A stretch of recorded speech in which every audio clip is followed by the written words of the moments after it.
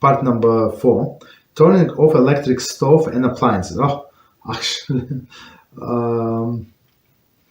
it was this question from yesterday. It is forbidden to extinguish or lower heat on an electric coil, stove, or oven, even if the food cooking on it will burn.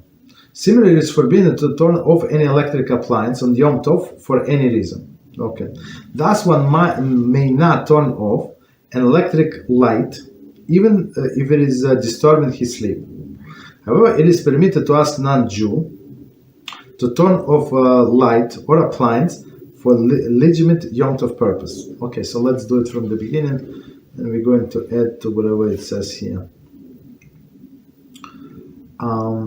So it is forbidden to extinguish or even lower the heat of electric coils. So now we're switching from gas stove, like real fire, as everybody understand, to this electric coil. So I mean, it's also halachically it's also fire, but a little different, right? Electric coil, stove or oven, even for if the food cooking.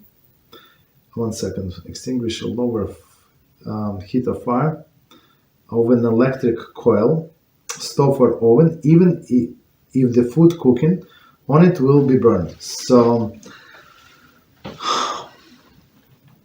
this electric stuff is different from this electrical coil is different from original flame, okay, from the gas flame. So because he says clearly it is forbidden. 1 sec, I'm not sure what is the difference, to tell the truth. Don't remember. It is forbidden to extinguish it, even to lower the heat of the electric coil, stove or oven, if the food is cooking on it will be burned. Even okay. I don't remember the reasons. Similarly, like logically, it should be exactly the same. If we consider gas flame as a fire and this is a fire, so what is the difference? Okay. Similarly, it is forbidden to turn off any electric appliance on Yom Tov for any reason. So unplug or something. So, but as we said yesterday, if it's by use of the timer, you're not doing anything, right? You're not even there. So that's indirectly for any reason. Thus, one may not turn off the electric light, even if it is disturbing his sleep. Right? So it is disturbing his sleep, but it's not that bad, right? But you of course you can ask non-Jew to do that, right? To turn off the light or appliance for legitimate Yom Tov purpose. So I guess you, in this case and of the case of non-Jew, you can ask him or her in case if you for enjoyment of Yom Tov. So that's a good good reason. So for example, nobody can sleep with the light, so it bothers you very much. So you can ask them to turn off the light. Okay, but of course it's proper to do everything before the Yom Tov,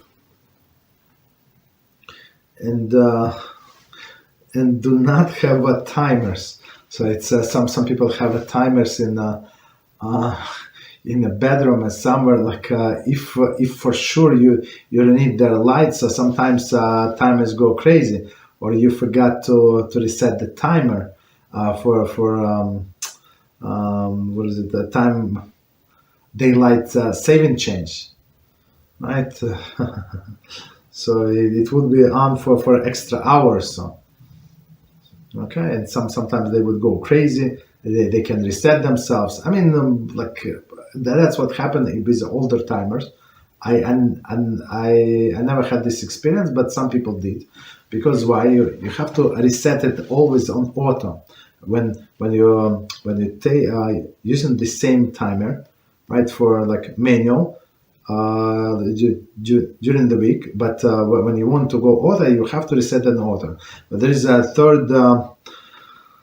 third setting there, like depends on the configuration of timer. It has a random setting. So what is a random? Random means for example, you need to go to you're going to vacation, and you want this light to randomly turn on like in the middle of the night, like in your bedroom, like 3 in the morning it would go on, and 6 in the morning go off, like make impression that you're there. So if you by mistake, I mean, I never did in my life. I mean, we don't have these the timers in the bedroom, but some people reported it to me. So they said to random it was a nightmare. The light would go on and off when it wanted, like in the middle of the night. It's crazy. Okay, so it's very not recommended to have a timer on in the bedroom unless you're very careful and you were an organized person. Continue. Taking flame outdoors.